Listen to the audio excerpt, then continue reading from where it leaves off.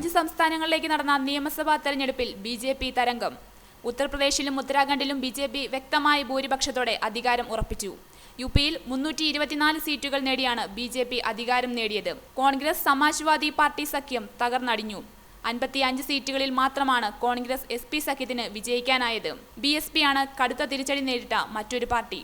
80 സീറ്റുണ്ടായിരുന്ന BSP 19ലേക്ക് ഒതുങ്ങി. മറ്റുള്ളവർ 5 seat. പ്രധാനമന്ത്രി നരേന്ദ്രമോദിയുടെ വ്യക്തിപ്രഭാവത്തിനും തെരഞ്ഞെടുപ്പ് തന്ത്രങ്ങൾക്കും ലഭിച്ച അംഗീകാരം തന്നെയാണ് 2 സംസ്ഥാനങ്ങളിലെ ബിജെപി തരംഗം. മോഡി, അമിത്ഷാ, അച്യുതണ്ടാണ് യുപിയിലെ തെരഞ്ഞെടുപ്പ് തന്ത്രങ്ങൾ ആവിഷ്കരിച്ചത്. 30ഓളം തെരഞ്ഞെടുപ്പ് റാലികളാണ് പ്രധാനമന്ത്രി ഉത്തർപ്രദേശിൽ നടത്തിയത്. മോഡി പ്രഭാവത്തിനു പുറമെ യുപിയിലെ സമാജ്വാദി പാർട്ടി സർക്കാരിനെതിരായ ഭരണവിരുദ്ധ വികാരവും ബിജെപിക്ക് നേട്ടമായി. ഉത്തരാഖണ്ഡാണ് ബിജെപി ശ്രദ്ധേയമായ പ്രകടനം കാഴ്ചവെച്ച മറ്റൊരു സംസ്ഥാനം. 70 അംഗ ഉത്തരാഖണ്ഡ് നിയമസഭയിൽ 57 സീറ്റ് നേടി ബിജെപി അധികാരത്തിലെത്തി. കോൺഗ്രസ് ഇവിടെ 11 സീറ്റിൽ ഒതുക്കപ്പെട്ടു. മറ്റുള്ളവർ 2 സീറ്റ്. അതേസമയം പഞ്ചാബിലെ പരാജയം ബിജെപിക്ക് കനത്ത പ്രഹരമായി. ബിജെപി ശിരോമണി അകാലിദൾ സഖ്യം ഭരിച്ചിരുന്ന പഞ്ചാബിൽ അവർ 18 സീറ്റിൽ ഒതുങ്ങി.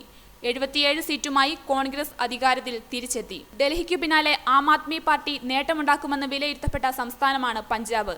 എന്നാൽ AAPക്ക് ഇവിടെ 20 സീറ്റുകൾ മാത്രമേ നേടാനായുള്ളൂ. ഇതോടെ ദേശീയ രാഷ്ട്രത്തിൽ കരുത്താർജിക്കാനുള്ള ആം ആദ്മിയുടെ നീക്കങ്ങൾക്ക് താൽക്കാലിക വിരാമമായി. ആം ആദ്മി പാർട്ടി ശ്രദ്ധേയമായ പ്രകടനം കാഴ്ചവെക്കുമെന്ന് അവകാശപ്പെട്ട ഗോവയിലും അവർക്ക് തിരിച്ചടി നേരിട്ടു. ഗോവയിൽ ആം ആദ്മി പാർട്ടിക്ക് 1 സീറ്റിൽ പോലും വിജയിക്കാനായില്ല.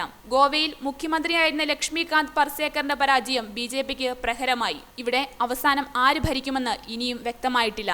40 അംഗ നിയമസഭയിൽ ഫലമറിഞ്ഞതും ലീഡ് നിലനിർത്തുന്നതുമായ 17 സീറ്റുകൾ കോൺഗ്രസിനൊപ്പമാണ്. 13 സീറ്റുകൾ ബിജെപിക്കൊപ്പവും 10 സീറ്റുകളിൽ മറ്റുള്ളവരുമാണ്. മണിപ്പൂരിലും ഭരണം ആർക്കൊപ്പമെന്ന് വ്യക്തമായിട്ടില്ല.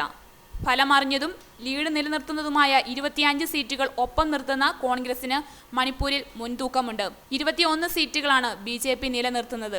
NPF 4 സീറ്റിലും മറ്റുള്ളവർ 7 സീറ്റിലും മുന്നേറുന്നു.